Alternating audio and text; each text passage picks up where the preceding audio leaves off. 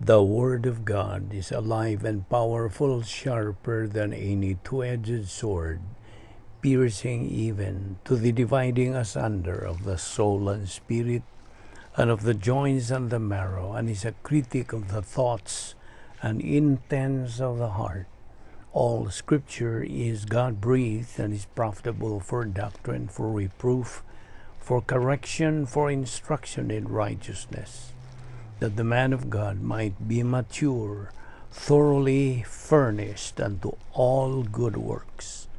Study to show thyself approved unto God, a workman that needeth not to be ashamed, rightly dividing the word of truth. Before we start our Bible study nining adlaw, sa masdandan, ikinahanglan ang atong pagsugid sa atong mga salang na buhat ning adlaw. Otherwise, mahimo lang kining babag sa atong pagkabuhaton nga spiritual momentum pagtuon sa pulong sa Dios. Busa atong gamiton karon ang prinsipyo sa 1 John 1:9 nga nagkanayon sa in English, if we confess our sins, God is faithful and just to forgive us our sins and to cleanse us from all unrighteousness. But for you, unbeliever, the issue you're facing is not confession of your sins. It is faith alone in Christ alone. Moram kini ang bugtong paagi nga kita maluwas. Faith alone. Pagtuo lamang kang Kristo lamang. Huwag ka na mausap ka ng maong paagis kaluwasan nga gimugna sa Dios alang kanatong mga katawan. Busa tutuki ka ng tugon o agda sa Dios diha sa Acts 16:31 nga nagaingon, believe on the Lord Jesus Christ and thou shalt be saved. Diha sa John 3:3 o John 3:7 usab na kanayon, unless a man be born again, he cannot see the kingdom of God. Walaing maluluwas si Ginoong Jesucristo lamang. Diha sa Acts 4:12 nagkanayon kining pulong sa Dios. Neither is there salvation on any other under heaven given among men whereby we must be saved. Diha usab sa 2 Peter 3:9 mao kini ang pulong sa Dios. God is not willing that any should perish, but that all should come to repentance. Busa, tumuo ka kang Ginoong Hesus o ikaw maluwas. Magampo ta sa ilong.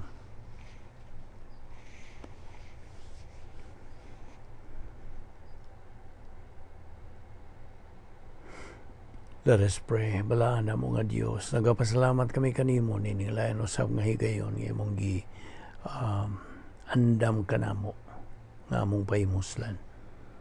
Pinagi lamang kini sa imong grasya nga kami nakaanhi na usab aron sa among pagpaminaw sa imong pagtudlo kanamo sa imong kamatuoran. Walaing magtutudlo sa kamatuoran gawas lamang sa balang Espiritu Santo busa. Nagaampo kami nga imo kami ngatagan niya ng concentration that we need so we can understand, we can comprehend everything that you are going to explain to us. Niining adlaw bahin sa imong kamatuoran. Salamat ni among Bible study pinagi sa YouTube kining tanan among ipasalamatan sa ngalan ni Ginoong Jesucristo. Amen. Maayong adlaw sa tanan natong mga subscribers, atong mga higala, atong mga igsuon diha ni Kristo, our fellow believers. Welcome everyone. We welcome you warmly. Labi na katong mga bag-o pa nga misugod sa pagsunod ng atong ministry. Okay. Diha pa kita magadupot sa atong tunanan nga giuluhan the doctrine of divine Dynasphere. Well, kaninyo mga bago pa, tingali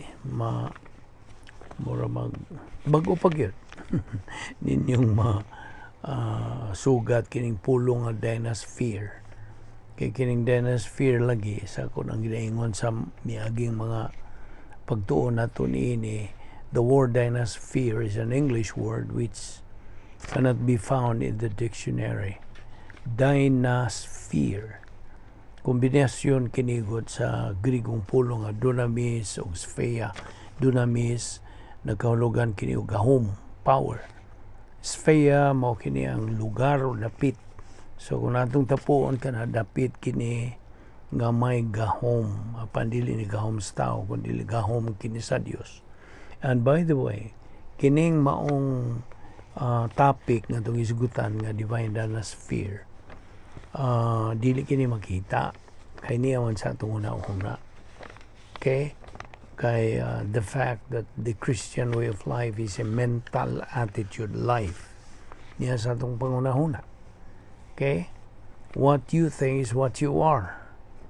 Ang Proverbs nagkalayo niya na. So, ato kining tutukan nga dapit kini nga may gahom sa Dios niya sa atong panguna-una.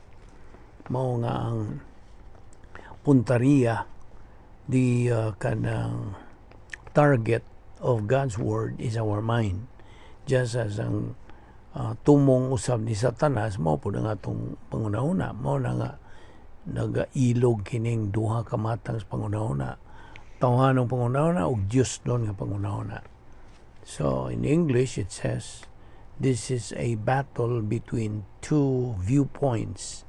Human viewpoint nga is tao and divine viewpoint nga iya sa Dios. So kita nas taliwa papilion kita unsay atong buot nga una-unaon, buot nga atong dawaton.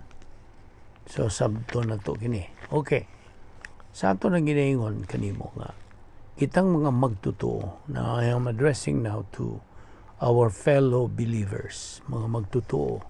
Ang buot pasabot sa magtutuo, tao kini nga mituo, midawat na kang Kristo, ingon nga iyang personal nga manluluwas. Ug siya naluwas na gumikan sa mga benepisyo nga hatag sa Dios kaniya. At that very moment nga mugamit siya siyang kabubuton sa pagtuo kang Ginoong Kristo nga iyang manluluwas. Si Kristo ra ang paagi sa kaluwasan, ha? Ato ka nang balik-balikon gyud. Now so, at that moment that that person believes in Christ, then God the Holy Spirit baptizes him and puts him in union with the Lord Jesus Christ. Santo pa ibutang na siya sa iyang pagdugtong paghiusa kang Ginoong Kristo hangtod-hangtod. That is positional truth. Katong gisgutan ni kagahapon, positional truth, ang buti pasubot niini is kamatuoran sa atong pagkahimutang.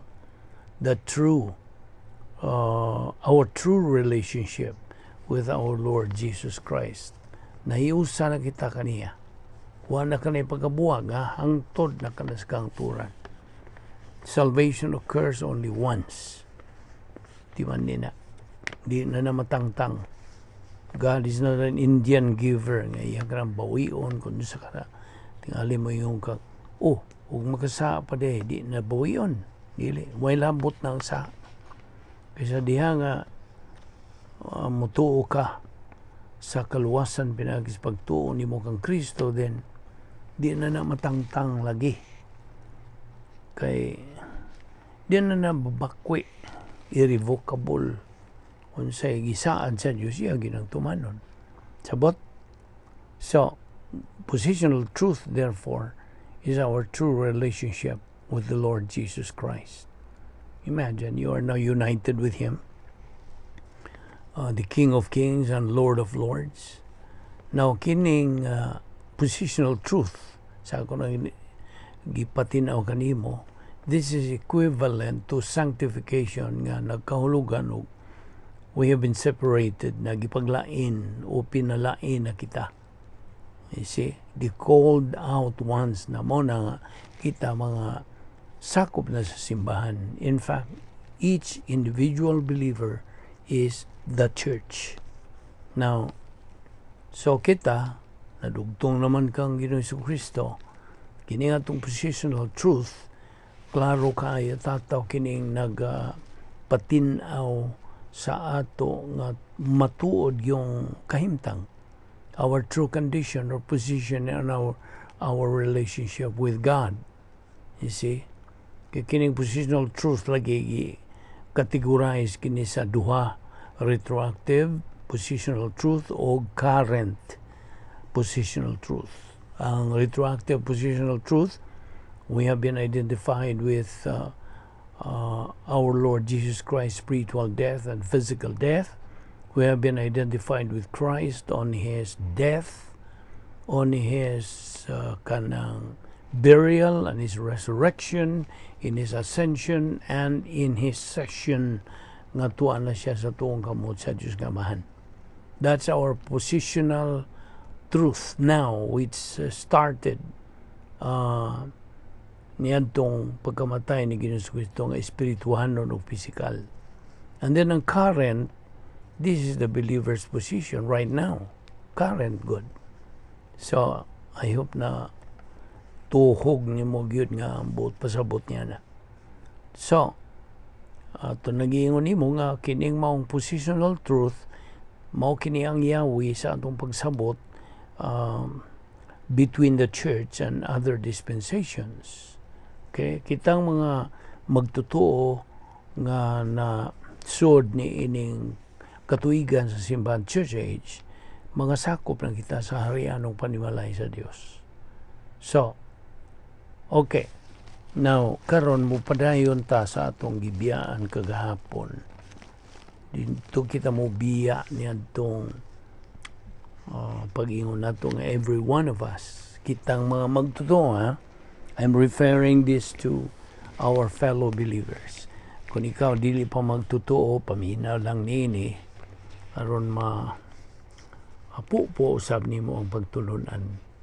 Now, like I said, every one of us will give an account of himself to God for every idle word that we speak. Okay?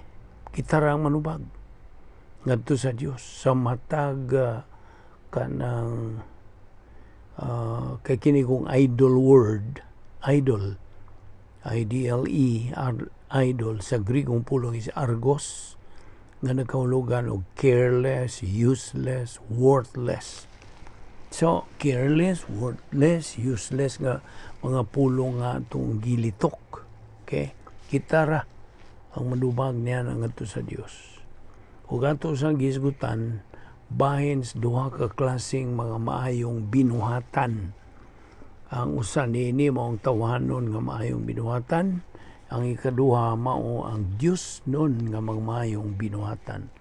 Divine good versus human good. Now, atong giingon kanimo nga diya sa Korinto, 1 Corinthians 3:10-15, naghisgot ka na sa matang sa mga maayong binuhatan. Now, ang human good, as I have explained to you yesterday, human good, all human good is going to turn into evil. Basta tawhanon gani nga mga mayong binuhatan, musangpot ra gyud na kadautan. Kay kinigitan di ra mangud ni sa kahoy, kugon ug dagami. 1 Corinthians 3:10-15, human good and evil, or divine good nga gitandi kini sa pilak, bulawan ug mahalon nga mga bato. Divine good o kining maong matang sa mga maayong binuhatan, human or divine, are going to be evaluated. Niya sa verse 13 diha naghisgot. They are going to be tested by fire. Kay naibaw ka, kini as we go along atong hisgutan pagyugdugang pagyud nga mga punto sa doktrina, okay? Point of doctrine.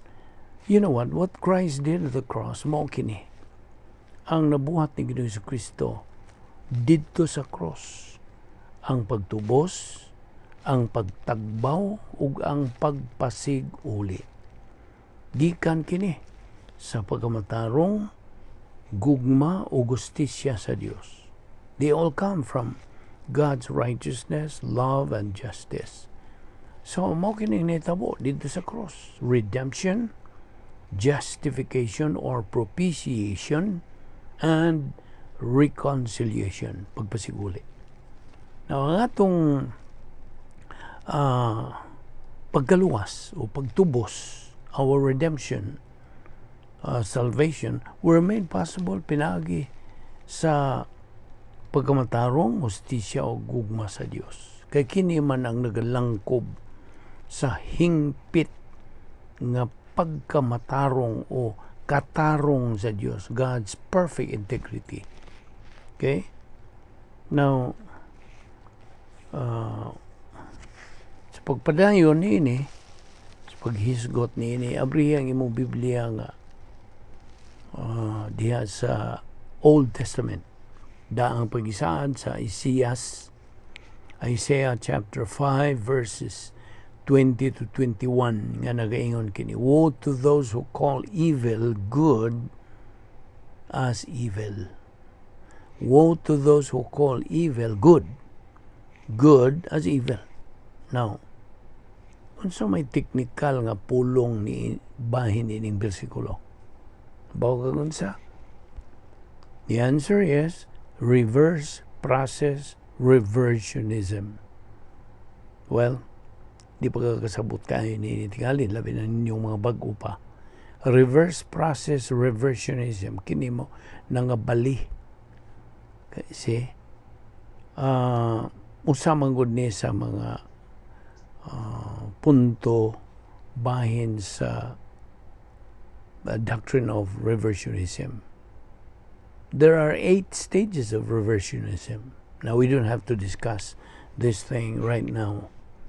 O sa pagpadayon niini, nahinumdum ka pa ba niya itong tulo ka arrogance skills? Kana sa pagkamapahitason. Ang nag-una niini, yun self-justification. Ang pagpangatarungan sa mong kaugalingon. Kanang pagrason kanimo, you justify. See? Pagpangatarungan sa kaugalingon. Self-justification. Ikaduha, ang self-deception. Ang imong paglingla sa imong kaugalingon. Imong gilingla. Kanya ang ikatulo, mao kining self-absorption. Na-absorb na yun mo imong kaugalingon. Ikaw, wag yun lain, ikaw. See? You are selfish. You are self-centered, egoistic, all of those. Self-absorption. So, kining tulo nga kung isgutan, these are the arrogance skills na we have to be kanang careful, batayigod nga dili ka hisukamod ni ining maong pagkamapahitason. Now, okay. Kitang mga magtotoo, nakaagi nining duha ka matang sa pag-isip o imputation. Mao man ang atong paghubad nining imputation, pag-isip o pagpasangil. Ang uban mo gamit man ang pagpasangil, pero ako lang gamitan kini og pag-isip.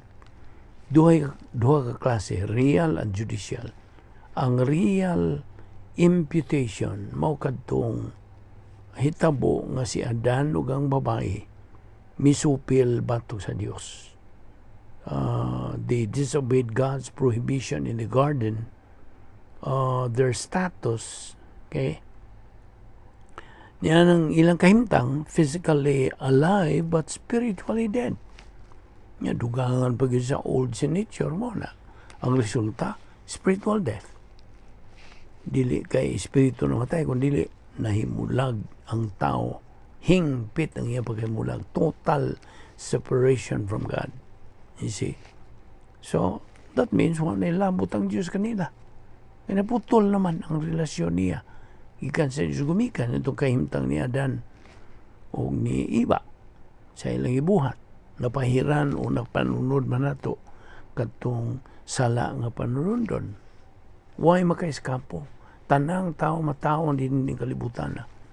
Napahiran na hiagom o nakapanunod niadto mo ko tay real imputation. Now ikaduha, judicial. Ano sa maning judicial? Undeserved to be judged. Dili angayan. Way katakos. Now, ang atong mga sala, panalitan, ang atong tanang nga mga kasalanan sa tanang katawhan, didto gi-impute o giisip ngadto kang Ginoong Jesucristo. Wain taon siya labot, apan siyang nayagom. Iyang gidawat katong tanan. Ikaduha, nga judicial, ang pagkamatarong sa Dios giisip nganhi kanatong mga magtotoo. Nganhi lamang sa mga magtotoo, ha? So, giisipan kita, we have been imputed God's perfect righteousness. Murag og mikuha ang Dios og tipik sa iyang pagkamatarong og iyang isulob nganhi kanato. As if. Okay? That's the analogy diha. So karon, kung ang Dios mo tanaw nato, dili na ta mga hinukman, kung dili na matarong na. Kumikan kay na gasulob naman kita o naisipan naman kita sa iyang pagkamatarong ato ni ipadayon ugma. Dili lang na kita kuto pagkakaroon ang lawa o ayong sipyat sa pagsunod sa pag subay sa sumpay nining atong ginatunan nga the doctrine of divine Dynasphere magampot, ha. Amahan na mong langit nun, salamat sa imong mga pulong nga mong gitunan nining adlaw. Salamat sa imong grasya nga mong gipahimuslan bisan dili kami takos, dada kami pagbalik ugma dinhi aron kami makapadayon sa among pag sibog sa unahan ngadto sa pagka hamtong espiritual din. Ana na kami katakos sa pag kinabuhi, katakos sa paghimaya kanimo kining tanan. Among gipasalamatan sa ngalan ni Ginoong Jesucristo. Amen.